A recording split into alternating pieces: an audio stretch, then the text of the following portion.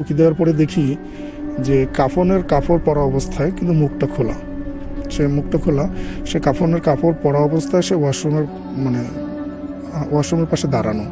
হ্যাঁ, আর একজন ওদিকে ফিরে উল্টো দিকে আমি দেখতে পাইনি, সে উজু করতেছে। তুমি যাদেরকে দেখছো তারা হজ করতে এসে মারা গেছে, তারা হচ্ছে পবিত্র আত্মা।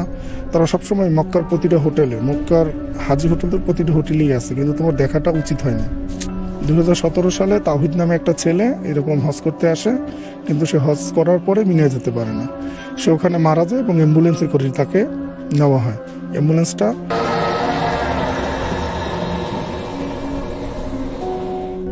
আমার প্রথম ঘটনাটা হচ্ছে সৌদি আরবে থাকা অবস্থায়।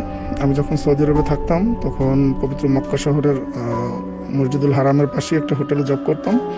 তো ওই হোটেলে আমি সুপারভাইজার হিসেবে কাজ করতাম। তো কাজ করাকালীন আমাদের মালিকের 4টা হোটেল ছিল। তো মালিক একসময় বলল যে এখন তো বড় হজের সময় এসে গেছে, তোমরা বাকি 2টো হোটেল আমার বন্ধ আছে একটু হারাম শরীফ থেকে একটু দূরে, তোমরা ওগুলো রেডি করতে হবে। তো ঠিক আছে, মালিকের কথা অনুযায়ী মুদিরের সাথে আমরা নতুন 4 জন আসলাম নতুন হোটেলে। তো এসে দেখলাম ওটা করোনার আগে, মানে 20 সালে সর্বশেষ ওটাতে হাজি উঠছিল। তারপর থেকে হোটেলটা বন্ধ ছিল হজের শেষে। তো আমরা যখন গেলাম আমাদেরকে হোটেলের 18 তলায় টপ ফ্লোরে থাকতে দেওয়া হলো, আমরা 4 জন। তো আমরা হোটেলের 1808 নাম্বার রুমে থাকতাম।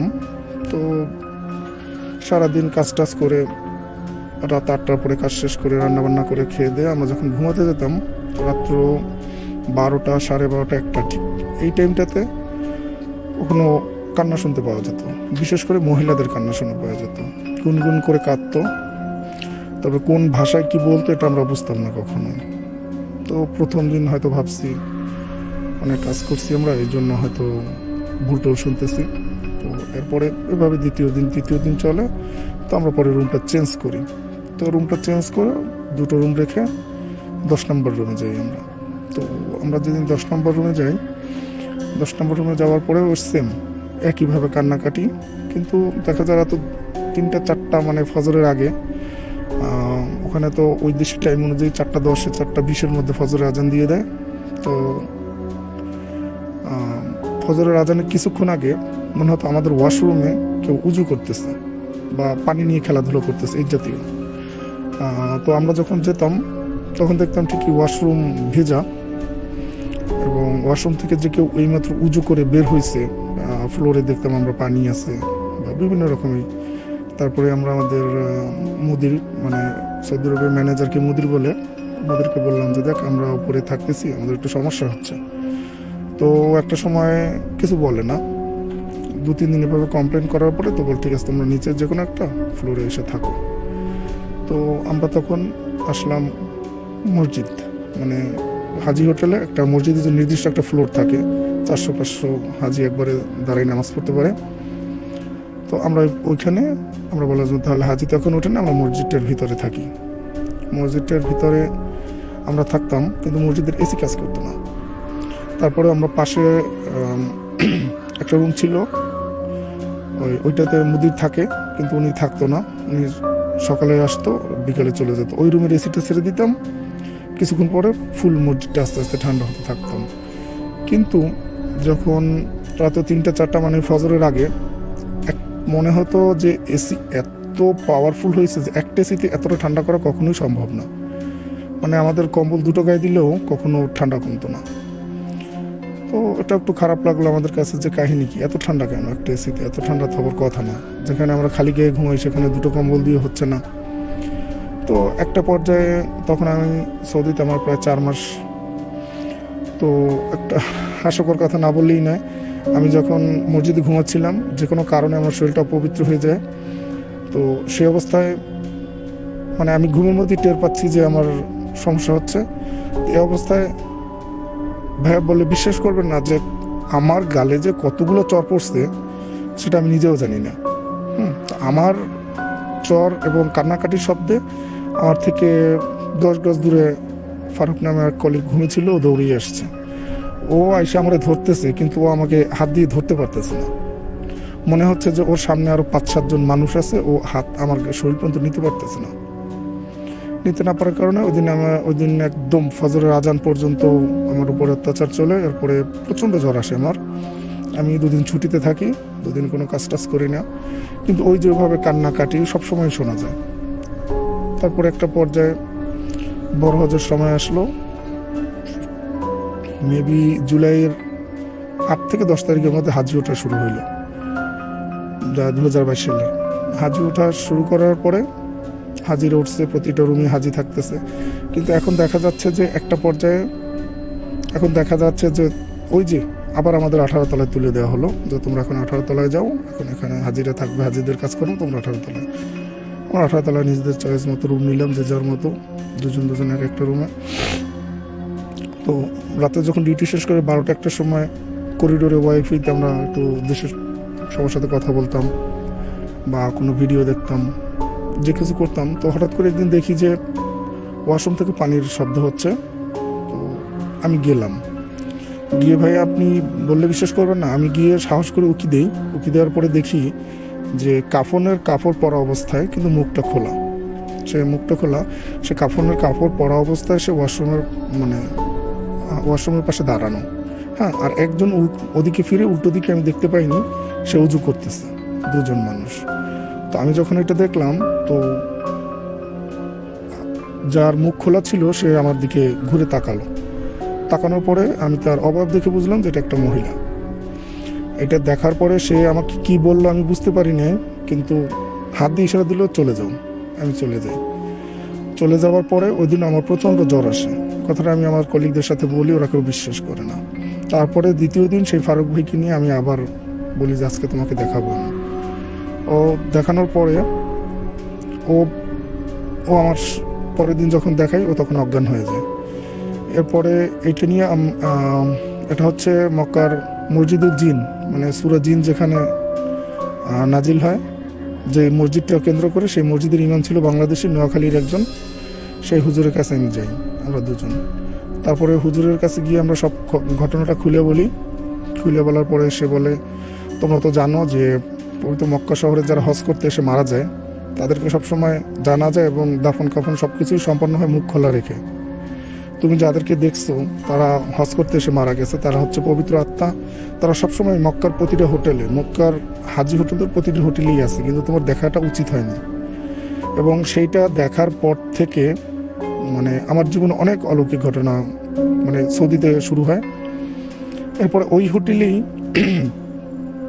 যখন হাজি ওঠার সময় অনেক মানে ওটা কি বলবো, যখন তাদের উমরা করা হয়, মিনার উদ্দেশ্যে রওনা করবে, তো মিনার উদ্দেশ্যে রওনার সময় 2 দিন থাকতে হয় মিনায় গিয়ে। ওই 2 দিন হোটেল একদম খালি থাকে। 2 দিন হোটেল খালি থাকা অবস্থায় একটা পাকিস্তানি এক ভাই থেকে যায় হোটেলে। পাকিস্তানি ভাইটার বয়স আনুমানিক 20 থেকে 22 হবে, এর চেয়ে বেশি না, একদম শুকনো। তো আমি ভাইকে জিজ্ঞেস করি উর্দু ভাষায় যে কি ভাই তুমি গেলা না হজে? বললো আমার প্রচণ্ড জ্বর, আমি যেতে পারিনি, আমাকে রেখে গেছে। তো আমি বললাম মিনার কাজ যদি সম্পন্ন না করো তাহলে তো তোমার হজ হবে না। বললো আমি 2 দিন পরে করবো। আমি ওই 2 দিন পরে তো হবে না। সে আমাকে রাগ করে বলে, তুমি এত প্রশ্ন করতেছো কেন? আমার হজ না হবে, তুমি এত প্রশ্ন করতেছো কেন? তখন আমরা হোটেলে মাত্র 4 জন মানুষ, 18 তলা হোটেলটা, প্রায় 1000 স্কোয়ার ফিটের মতো।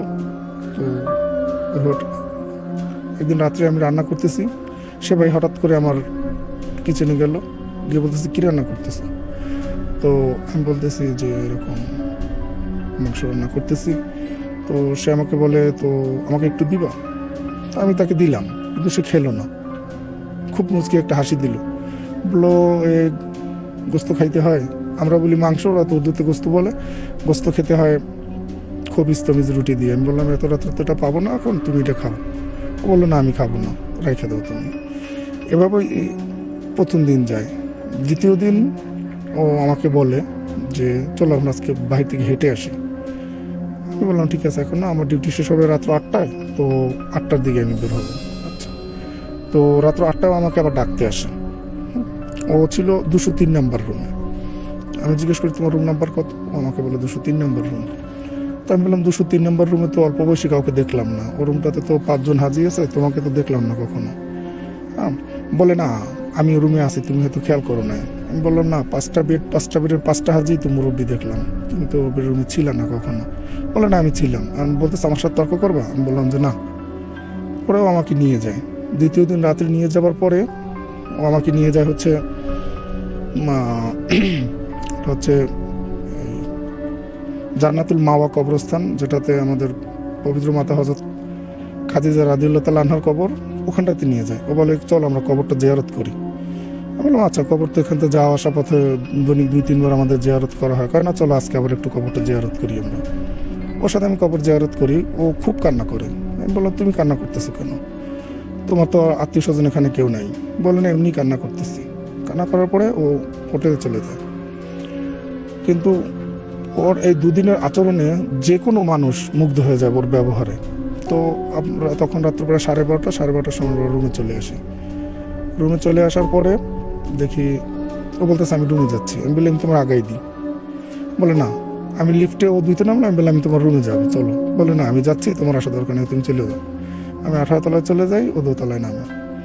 তার পরের দিন সকালে যখন মিনা থেকে মানুষ আসবে, ফোন করা হয়েছে যে আমরা আসতেছি, আমাদের রুমগুলো রেডি রাখো, আর সাথে কোরবানির দেওয়া কিছু দুম্বা ছাগল এগুলো আছে, এগুলো রাখার জন্য ফ্রিজগুলো খালি করো। আচ্ছা আমরা এটা করতেছি।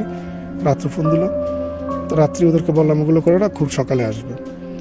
তো তখন সকাল 6:30 নাগাদ আমি নিচে আসি, রিসেপশনে এসে বসি, যা আসবে তারা। তো রিসেপশনে বসার এক পর্যায়ে সেই ভাইটা, ওর নাম ছিল তাওহিদ, ও বলতো তাওহিদ কিন্তু একটু উর্দু ভাষা অন্যরকম করে বলতো। তো ওই তাওহিদ যখন নামে, আমি 6:30 দেখি তাওহিদ নিচে রিসেপশনে সোফায় শুয়ে আছে। আমি জিজ্ঞেস করলাম কি হয়েছে তোমার? বলে আমার প্রচণ্ড জ্বর। আমি ওর গায়ে হাত দিলাম। ভাই বিশ্বাস করবে না যে 104 তো ডবল, 204-এর মতো জ্বর আর কি বলবো আর কি, এতটা হট টেম্পারের শরীর। আমি বললাম তাহলে একটা কাজ করো। আমি তখন স্টোরি গিয়ে ওকে 2টো কম্বল এনে দিলাম। আমার কাছে বলে যে তোমার কাছে কোনো ওষুধ আছে? আমি বললাম হ্যাঁ আছে। তো আমি বাংলাদেশ থেকে যখন প্যারাসিটামল বিভিন্ন ওষুধ নিয়ে যাই, ওকে খেতে দিই, ও খায়। কিন্তু খাবার এক পর্যায়ে বলে আমাকে আরও 2টা কম্বল এনে দাও। আমি যখন ওই কম্বলটা আনতে যাই, আইসে আর ওকে পাই না। কম্বল দুটো যেভাবে তা সেভাবেই পড়ে আছে। যাই হোক, আমি আবার কলিগকে জিজ্ঞেস করলাম এখানে তাহিদ ভাই ছিল, ও গেল কই? বলে একটা অ্যাম্বুলেন্স আসছে, অ্যাম্বুলেন্সে নিয়ে গেছে। আমি অ্যাম্বুলেন্স ফোন দিল কে? ওর কাছে তো আমি কখনো ফোন দেখিনি, ফোন দিল কে? বলতে পারিনি অ্যাম্বুলেন্স আসছে, ওকে অ্যাম্বুলেন্সে নিয়ে গেছে। তো ওই সবাই মিনা থেকে আসতে শুরু করলো, আসলো। কিন্তু কাজের তাগিদে ওই ভাইয়ের কথা সব আমরা ভুলেই গেলাম। যখন মিনা থেকে আসার পরে সবাই 3-4 দিন পরে আবার বাংলা বিভিন্ন দেশে ব্যাক করতে শুরু করে। ব্যাক করার পরে লাস্ট পর্যায়ে আমি যখন আমরা আবার সব কিছু মালিক বলে ঠিক আছে ঘুষে তোমরা মেইন হোটেলে চলে আসো, তখন আমরা আবার সমস্ত হোটেল গোছানো শুরু করি। গোছানো শুরু করার পরে লাস্ট পর্যায়ে আমাদের হোটেলের নিচেই ছিল একটা ডিপার্টমেন্টাল স্টোর, আর পাশের হোটেলের নিচে ছিল একটা বারবার স্টোর, মানে সেলুনের ওইখানে আমি চুল কাটাতে যাব। তো ভাবলাম চুলটা কাটাই, যেই পাকিস্তানি ভাই আছে খুব ভালো সম্পর্ক, ওনার কাছ থেকে চুলটা কাটাতে গেলাম। তখন বললাম যে ভাইয়া এরকম আমাদের এখানে এক ভাই ছিল, এই লাস্ট পর্যায়ে এরকম। তার সাথে শেয়ার করার পরে সে মুচকি হাসে। আমি বললাম কি ভাই হাসলেন কেন? সে বললো কিছু না। তখন বললো আমি আপনাকে ডাক দিলে আপনি আসেন আমার কাছে। বললাম আচ্ছা। তো সে আমাকে পরের দিন সন্ধ্যায় আমাকে ডাক দেয় যে এদিকে আসেন। ডাক দিলাম। তারপরে গিয়ে দেখি বার্মার এক বাঙালি ভাই, উনি ওখানকার মানে স্থানীয় মতো থাকা শুরু করছে অনেক বছর যাবত। তো উনি আসলো, বললো ভাই এই তাওহিদ ভাইকে উনিও দেখছে। তো আমি তো প্রশ্ন শুনি তাওহিদ ভাইকে উনিও দেখছে মানে কি? বলে এটা হচ্ছে 2017 সালের ঘটনা। 2017 সালে তাওহিদ নামে একটা ছেলে এরকম হজ করতে আসে, কিন্তু সে হজ করার পরে মিনে যেতে পারে না। সে ওখানে মারা যায় এবং অ্যাম্বুলেন্সে করে তাকে নেওয়া হয়। অ্যাম্বুলেন্সটা এয়ারপোর্ট পর্যন্ত তাকে দিয়ে আসে। কিন্তু তখন আমি এবং ওই যেই ভাই দেখছে যে অ্যাম্বুলেন্সে তাকে নিয়ে যাচ্ছে, সেও মানে একদম হতভম্ব হয়ে যায় যে কি অবস্থা, কাকে দেখলাম? অ্যাম্বুলেন্স দেখলাম, লাশ নিয়ে মানে মানুষটাকে নিয়ে গেল দেখলাম, কিন্তু সে নাকি 2017 সালে মারা গেছে।